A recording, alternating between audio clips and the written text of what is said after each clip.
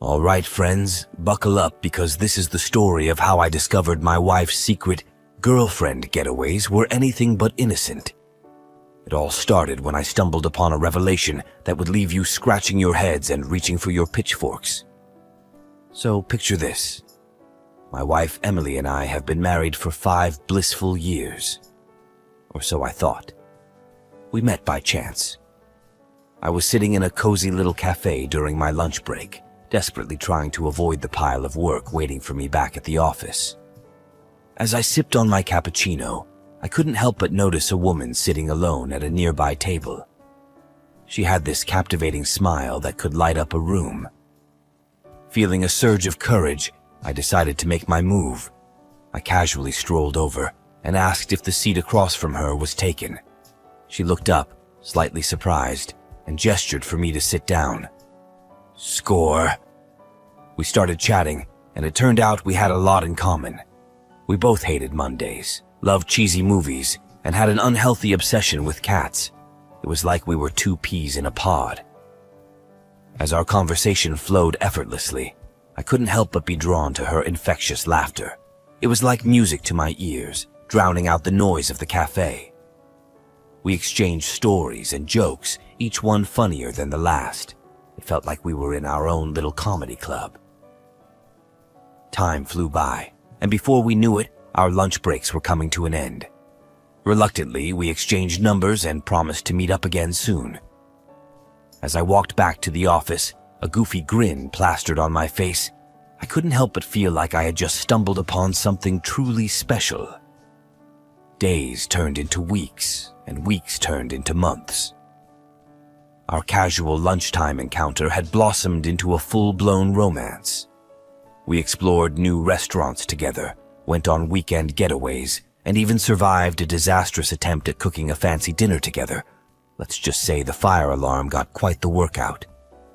Naturally, after all this, we got married. Emily's job as an executive at a tech firm often left her stressed and in need of some girl time, as she put it. I didn't mind at all. In fact, I encouraged it. Everyone needs a break, right? These getaways happened every few months, and I was always cool with it. Her so-called girlfriends would rent a fancy cabin, hit the spa, and just relax. Emily would return refreshed, and our relationship benefited from it. Or so I believed. One sunny Saturday, I decided to surprise her at her favorite spa retreat, a place called Serene Haven. I had a bouquet of roses and a box of chocolates in hand, ready to surprise my hard-working wife. Little did I know, the real surprise was waiting for me. As I walked into the reception area of Serene Haven, I couldn't help but admire the posh surroundings.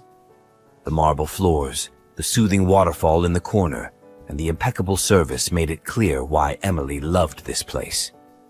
I approached the receptionist, a young woman named Sarah, to inquire about Emily's whereabouts.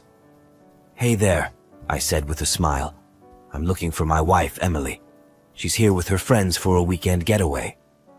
Sarah looked up from her computer screen and gave me a polite smile. "Sure. Let me check for you. Can you please provide her last name?" "Of course, it's Anderson." Sarah's fingers danced across the keyboard, her eyebrows furrowing slightly. "I'm sorry, sir, but I don't have any record of an Emily Anderson staying here this weekend." My heart sank. I thought there must be some mistake. "Are you sure? She comes here regularly with her friends for these spa weekends." Sarah hesitated for a moment, then leaned in a bit closer, as if sharing a secret. "I don't want to get anyone in trouble, but there is an Emily who has been a frequent guest here. However, she always checks in alone, and she's registered under a different last name." I blinked, trying to process this information. "A different last name? Are you saying she's using a fake name?" Sarah nodded. "Yes, sir. She goes by Emily Mitchell. But please don't mention I told you this. We value our guests' privacy." My mind was racing. Why would Emily use a fake name? And why was she coming here alone when she always claimed to be with her girlfriends? "I won't say a word," I assured her, my voice trembling. As I left the spa, I couldn't shake the feeling that something was terribly wrong. Emily had some explaining to do, and I was determined to get to the bottom of this mystery. Little did I know that my journey for the truth would lead me down a path of unexpected twists and turns.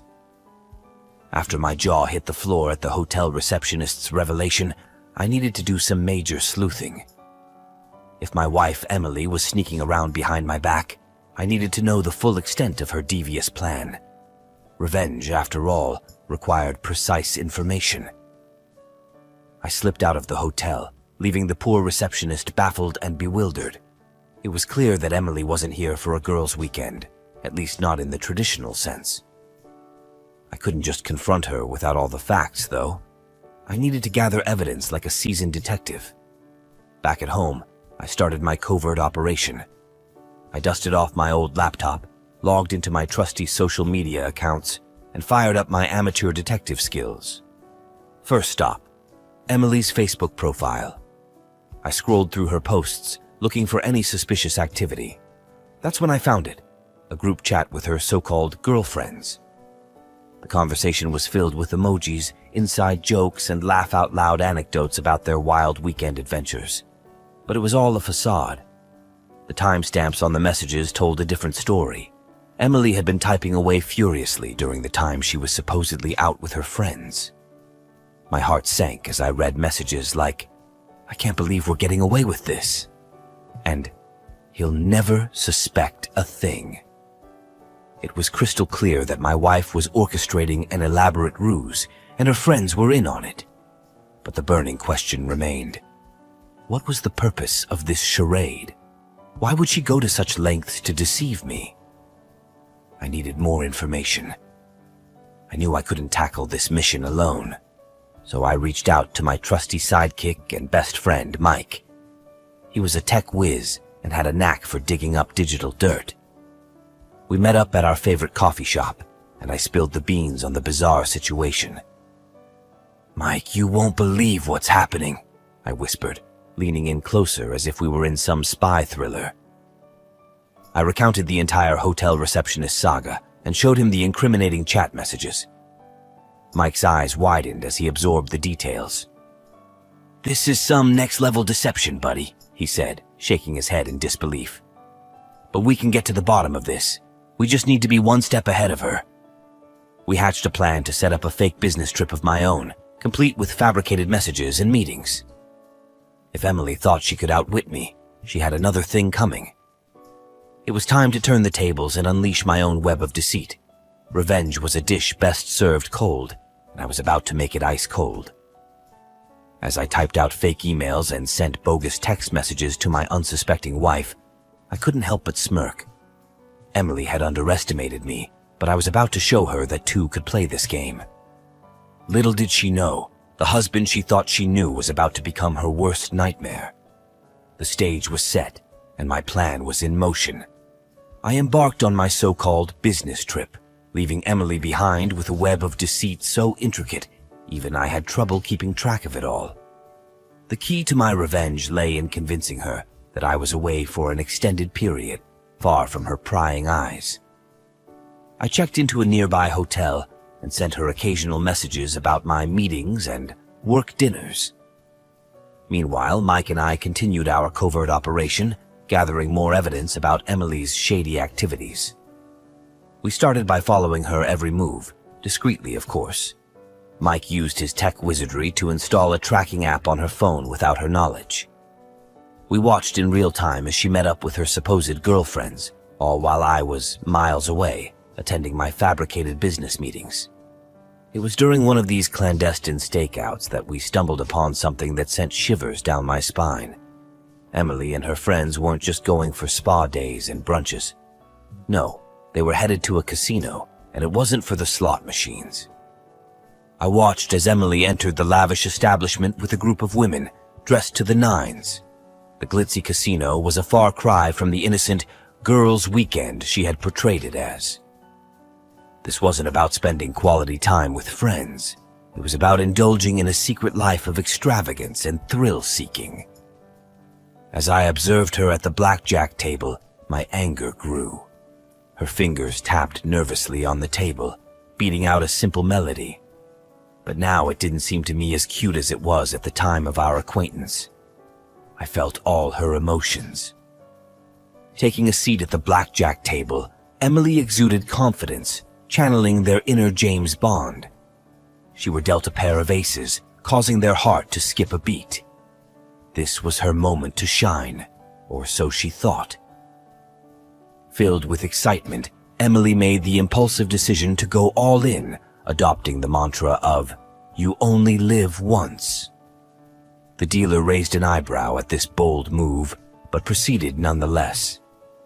The cards were dealt, and a wide grin spread across her face. However, her joy was short-lived as the dealer revealed a blackjack. Panic and horror washed over her like a tidal wave. Flushed with embarrassment, Emily could feel the weight of the entire casino's gaze upon them. Her luck had quickly evaporated, leaving them feeling anything but fortunate. To add insult to injury, the subsequent rounds proved to be just as disastrous. Lady Luck had abandoned her completely. Every time they hit, they went bust. Every time she stood, the dealer miraculously pulled out a winning hand. It seemed as though the cards themselves held a personal grudge against Emily. I kept watching her crash. Emily was gambling away our hard-earned money, all the while thinking she had pulled the wool over my eyes. It was a betrayal that cut deep. I couldn't help but think back to the hotel receptionist's words. "Your wife is quite the gambler," she had said with a knowing smile. It all made sense now.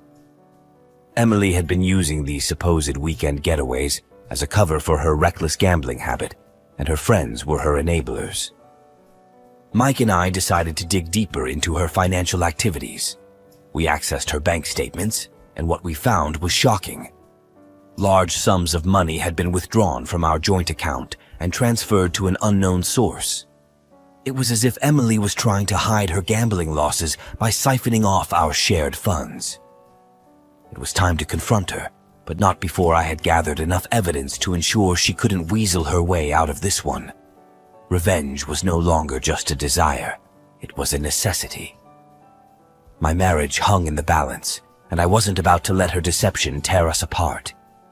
Armed with the damning evidence we had collected, I waited for Emily's return from her latest girls' weekend. Little did she know that the tables had turned, and the game was no longer in her favor. It was time for the ultimate showdown, and I was prepared to reveal the extent of her deceit. As I watched her approach our front door, a rush of emotions washed over me. This was the moment of truth, and I was determined to make her face the consequences of her actions. Revenge, it seemed, was about to take center stage in our marriage. The door swung open, and there she stood, looking like she had just returned from another one of her innocent getaways. Emily's face lit up with a feigned smile as she saw me waiting for her. Little did she know that her carefully constructed facade was about to crumble. "Hey, sweetheart," she greeted me, trying to hug me as if nothing was amiss. I sidestepped her embrace, my anger bubbling just below the surface. "We need to talk," I said, my voice cold and unyielding. I motioned for her to step inside, and as she did, I closed the door behind her, sealing her fate. Emily's expression shifted from cheerful to uneasy as she sensed the seriousness of the situation. She glanced around, perhaps expecting an intervention from one of her supposed girlfriends or a hidden camera crew. But there was no escape from the truth this time. I gestured for her to sit down in the living room, a room that had witnessed countless moments of joy and intimacy in our marriage. Today, it would bear witness to something entirely different. I took a deep breath and began to lay out the evidence before her. Bank statements, photos of her at the casino, and the GPS logs from her phone tracking her every move during her weekend getaways were all presented in damning detail. Emily's face grew paler with every piece of evidence I revealed. "You've been lying to me, Emily," I said, my voice heavy with disappointment. "Those weekends with your girlfriends weren't what you claimed them to be. You've been gambling and it's tearing our marriage apart." She stammered, attempting to come up with an excuse, but the evidence was irrefutable. The truth had caught up with her, and she had nowhere to hide. Tears welled up in her eyes as the weight of her deception pressed down on her. "I didn't think you'd understand," she finally admitted, her voice trembling. "I was just trying to escape the stress, to have some fun." My anger began to ebb, replaced by a profound sadness. I had loved this woman, shared my life with her, and now I was witnessing the unraveling of our relationship. The revenge I had sought suddenly felt bittersweet. "I wish you had talked to me," I said, my voice softer now. "We could have faced your problems together, but instead, you chose to deceive me." Emily wiped away her tears and looked up at me with a mix of regret and desperation. "I'm so sorry," she whispered, her words heavy with remorse. The confrontation had taken an unexpected turn. My thirst for revenge had led me to expose her secrets, but now I was left grappling with the consequences. Our marriage was hanging by a thread, and the road to recovery seemed treacherous and uncertain. As we sat in the dimly lit living room, the weight of our shattered trust and broken promises hung heavy in the air. The battle for revenge had left scars on both of us, scars that would take time and effort to heal. Whether our love could withstand this ordeal remained an open question, one that only time would answer. The days following that tumultuous confrontation were some of the most challenging of our marriage. Emily and I faced each other with a mixture of anger, disappointment, and regret. Our home, once a sanctuary of love and understanding, felt like a battleground of emotions. We decided to seek professional help to salvage what remained of our relationship. Our therapist helped us navigate the treacherous waters of trust, communication, and forgiveness. It was a painful process, but gradually we began to rebuild the shattered pieces of our marriage. Emily took steps to address her gambling addiction, attending support groups and therapy sessions to confront the underlying issues that had driven her to deceive me. It wasn't easy, but I saw genuine remorse in her eyes, and that gave me hope. As for my quest for revenge, I realized that it had been a double-edged sword. Yes, it had exposed Emily's deception, but it had also nearly destroyed our marriage. I learned that revenge could be a destructive force, one that consumed not only its target, but also the one seeking it. Over time, as we worked on healing and rebuilding trust, I found it in my heart to forgive Emily.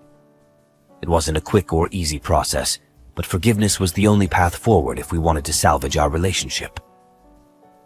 One evening, as we sat on our porch watching the sunset, I took Emily's hand in mine. "We've been through a lot," I said, my voice soft and filled with emotion. "But I believe in second chances. I believe in us." Tears welled up in Emily's eyes as she squeezed my hand. "I love you," she whispered, her voice trembling. "And I'm so sorry for what I've put you through." We leaned in and shared a kiss filled with the promise of a fresh start. It was a moment of redemption, a moment where we chose to let go of the past and embrace the future together. Our journey wasn't without its challenges, but as the weeks turned into months, our love grew stronger. We rebuilt our marriage on a foundation of honesty, trust, and open communication. The scars of our past were a constant reminder of the price we had paid, but they also served as a testament to our resilience. Revenge had led me down a dark path, but it had ultimately brought us to a place of forgiveness and redemption. Our love had weathered the storm, emerging stronger than ever before. And as we sat on our porch, hand in hand, watching the stars twinkle in the night sky, I couldn't help but believe that sometimes, even the darkest moments could lead to a brighter future.